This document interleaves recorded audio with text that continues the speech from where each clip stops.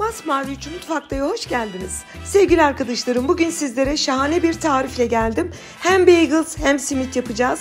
Yanına bir de nefis bir sos tarifim var. Hemen başlıyorum. İyi seyirler dilerim.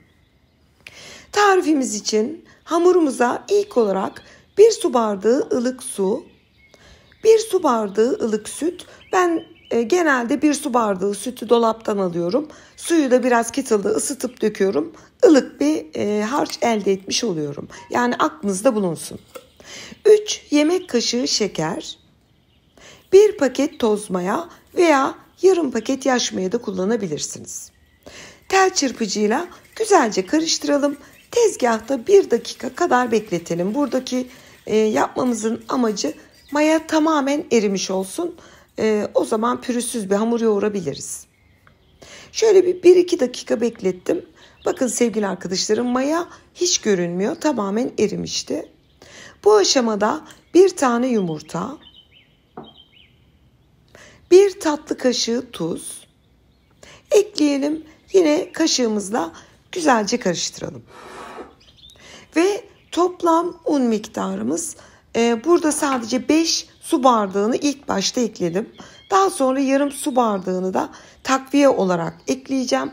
Burada lütfen dikkat edin, çünkü her unun suyu alma oranı farklı oluyor. Hatta 4,5 su bardağı ekleyip daha sonra dikkatlice takviye yapabilirsiniz. Şöyle kaşıkla kabaca toparlıyorum. 80 gram yumuşak tereyağımızı ekleyip yoğurmaya başlıyorum. 80 gramına kadar yaklaşık dolu dolu bir yemek kaşığı diyebilirim, ama böyle iyice doldurun. Yarım su bardağı un takviyesi yaptım ve yoğurmaya başladım. Toplam bende 5,5 su bardağı tam denk düştü, onu da belirteyim. Bir hamur işi olacağı için mayalılarda biliyorsunuz yoğurma işlemimizi 4 veya 5 dakika tutmanızı tavsiye ederim. Tereyağı eklediğimiz için elimize yapışmayan fıstık gibi bir hamur oluyor. Bakın sevgili arkadaşlarım, 5 dakika yoğurdum. Elimin altında pürüzsüz şahane bir hamurum var. Onu güzelce düzeltiyorum ve mayalanmaya bırakıyorum. Hamurumuz mayalanırken biz de sosumuzu hazırlayalım. Yarım su bardağı kadar susam var. Susam kullanacağız batırmak için. Kavrulmuş kullanıyorum ben. Kavrulmamış susam da olur. Yarım su bardağı ılık suyun içerisine de 2 yemek kaşığı pekmez ilave edip güzelce açalım. Üzüm pekmezi olur, dut pekmezi olur veya hurma şurubu olur, ahorn şurubu olur. Hiç fark etmez. Önemli olan bu tarz bir tatlandırıcı kullanın. Ve hamurumuzun mayası gelmişti. Gördüğünüz gibi yaklaşık bir 1 saat sonra mayası geldi. Havalar sıcak olduğu için çok çabuk kabarıyor. Şimdi hamurumuzdan şöyle orta büyüklükte bezelerimizi alarak hazırlayalım. Sanırım toplam 14 beze aldım. Ama biraz sonra sayayım, tam olarak emin değilim. Bütün bezeleri alıp tezgaha hazırladım. Hani elimizde çalıştığımız için hamur bir kendini kastı. Üzerini kapatıp bir 5 dakika bekletelim. 5 dakikanın sonunda hani hamur bir şoka girdi biz beze alınca. Birazcık daha yumuşamış oldu. Şimdi şekil vermeye başlayabiliriz. Bakın sevgili arkadaşlarım, bir tane bezeyi alıyorum. Tam ortasını parmağımla deliyorum. Daha sonra 2 işaret parmağımın arasında döndürerek istediğiniz kadar büyütebilirsiniz. Bu harika bir tekniktir. Ben bu tekniği sanırım 10 yıl önce pişi tarifimde vermiştim. Şu sıralar çok trend ama ben bunu 10 yıl önce verdiğim bir tekniktir. İşinizi kolaylaştırıyor. Kıyısında köşesinde bağlama yok. Çok pratik, yapması da çok zevkli. Tekrar gösteriyorum. Bu şekilde açın. Önce pekmezli suya, daha sonra da susama batırarak tepsiye diziyorum. Vermiş olduğum bu tariften 2 tepsi bagel simitimiz çıkacak. Onu da belirteyim. Ben bu arada hemen sayayım. 3, 6, 7, 8, 16 beze almışım. Onu da hemen belirtmek isterim. 2 tepsi çıktığı için toplamda 16 bezemiz var. Bütün bezeleri aynı şekilde önce pekmeze, daha sonra da susama batırarak tepsiye diziyorum. Şimdi tepsilerimizi hazırladık. Baktınız ki o araları çok fazla yaklaşmış. Elinizde birazcık açın ki çünkü daha da kabaracak. Böyle poğaça gibi olmasın. Tepsilerimiz hazır. Şimdi yüzeyine bir sofra beziyle örtelim. İyice kabarması için, tepsi mayası için yarım saat 20 dakika dinlendirelim. O dinlenirken biz de o muhteşem kremamızı mı desem, taze peynirimizi hazırlayalım. Tavamızın içerisine 3 yemek kaşığı sıvı yağ, zeytinyağı alıyorum. 5 tane iri boy sarımsağımız var. Onu da zeytinyağının içine doğrayalım.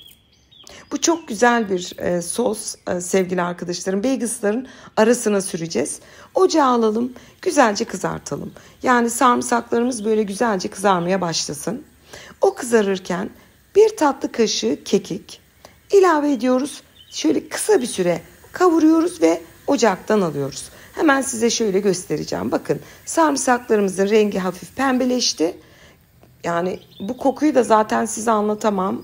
Yaptığınız anda şahane bir kokusu var. Bir kaseye boşaltalım ve içine birazcık tuz ilave ediyorum. Bir fiske diyebilirim. Ve 2 yemek kaşığı da taze peynir, yani Frischkäse Almancası, Türkçesi taze peynir, labne olur, taze süzme peynir olur. Artık bunu size bırakıyorum. Ekleyelim ve blenderdan güzelce geçirelim. Bunun hikayesini de biraz sonra size anlatacağım. Nasıl bagels'ın arasında bu lezzetin nasıl şahane bir şey olduğunu. Blenderdan geçirdim. Bakın sevgili arkadaşlarım, size kıvamını gösteriyorum. Çok minik bir ek ekledik. Yani minik bir işlemle şahane bir ekmeğinize sürebileceğiniz bir kahvaltılık hazırladık. Onu da buzdolabına alalım. Biz onu hazırlarken bagels'larımız da kabarmıştı. Yaklaşık 25 dakika tepsi mayası için beklettim. İlk tepsimiz fırına gitmek için hazır. Önceden ısınmış alt üst ayar 190 derece fırında 30-35 dakika pişmeye gönderiyorum. Ben ilk tepsiyi fırına verdim ama biliyorsunuz benim bir püf noktam vardır. Bu tarz poğaçaları, bagels'ları, simitleri fırına vermeden önce şöyle arıtılmış suyla üzerine biraz su serpin. Bu fırında daha güzel kabarmasını sağlayacak bir püf noktasıdır. Onu da ikinci tepside gösteriyorum. Ve ilk tepsimiz şahane bir şekilde fırından çıktı. Bakın sevgili arkadaşlarım, ilk yaptığımdan neredeyse 4 kat kabardı diyebilirim. Şahane görünüyor. Gerçekten lezzetini de anlatamam. Hemen size şöyle yakın göstereyim. O küçücük bagels'lar tepsi mayası bir de fırında kabardı. Böyle puf puf şahane bir şey oldu.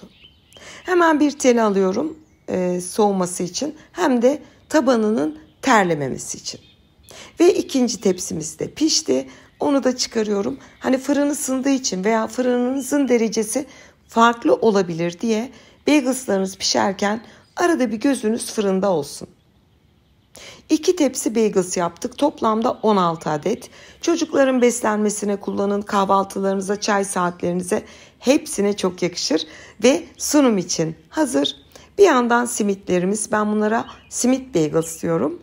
Bir yandan da o hazırlamış olduğumuz baharatlı peynirimiz sunum için hazır.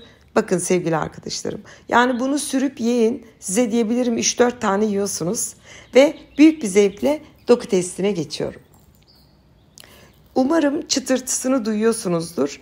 Yüzeyi çıtır çıtır ama böyle aynı zamanda da pamuk gibi bir dokusu var. Şöyle elimle o kadar tutmama rağmen içini görüyorsunuz. Puf puf bir bagel simit yaptık. Hemen siz izlerken ben size birkaç püf noktası vereyim.